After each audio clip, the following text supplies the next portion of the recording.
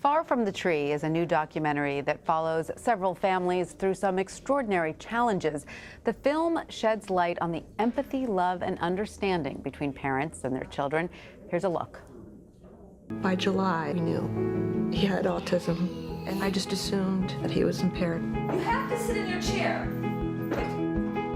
Take this. It was overwhelming. I didn't want it.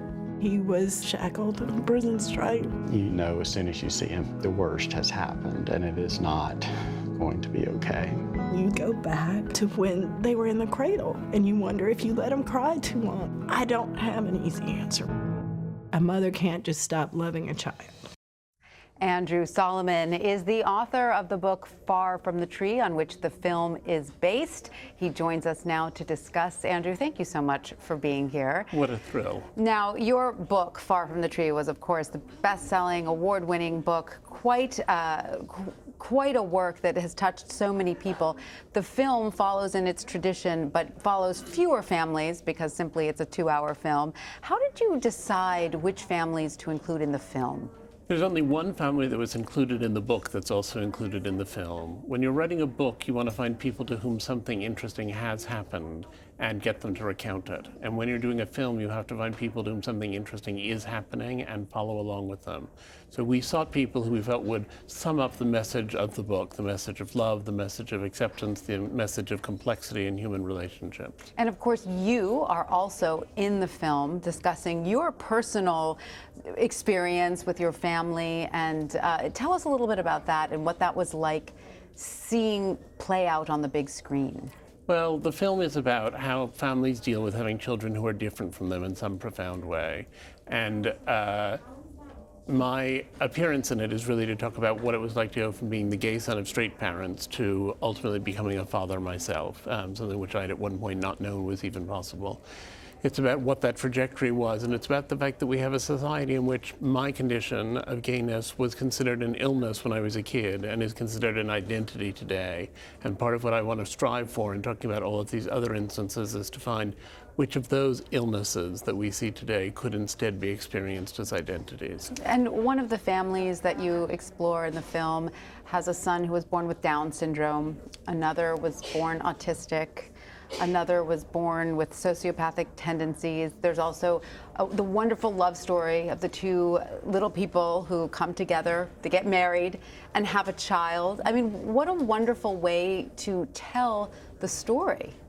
It was incredibly thrilling to follow those stories. I mean, we lived very closely with those people for about 2.5 years, bit by bit, discovering and unraveling their experiences, and they went through extraordinary transformations.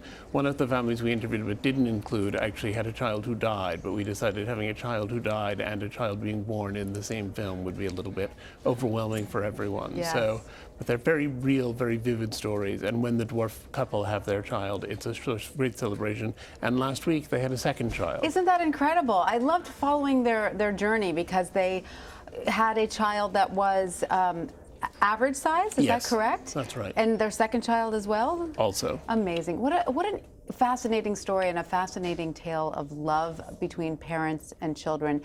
It's not always so, though, correct? Did you find in your research, not in the film, but in your research, that there are some instances when parents struggle to accept children who are so different from them?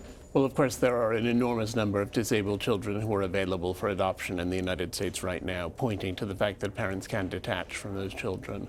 I feel like parents really need to have both love and acceptance for their children. And love comes early and hopefully stays there all along. We hear stories of abuse and neglect, but I think most parents love their children.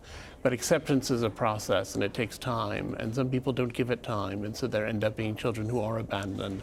I wrote in the book about a couple of people who had abandoned their children, not in the film. And it is interesting to also see the process that the children go through. The parents go through a process, but the children also, as they grow, as they become adults, need to find, in many cases, a peer group, some others who are like them. Is that true?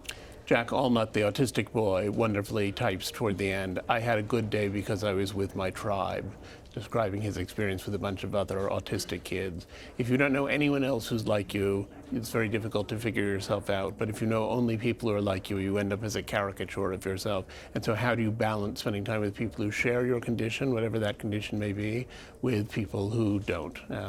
And those balances are ones that are striving for all the way through the film. We all need to find our tribe, correct? We all do. Well, Andrew, thank you so much for coming. Congratulations on the film. You've done a great service to humanity by showing through all of our differences how alike we really are. Thank you so much. Thank you, Andrew.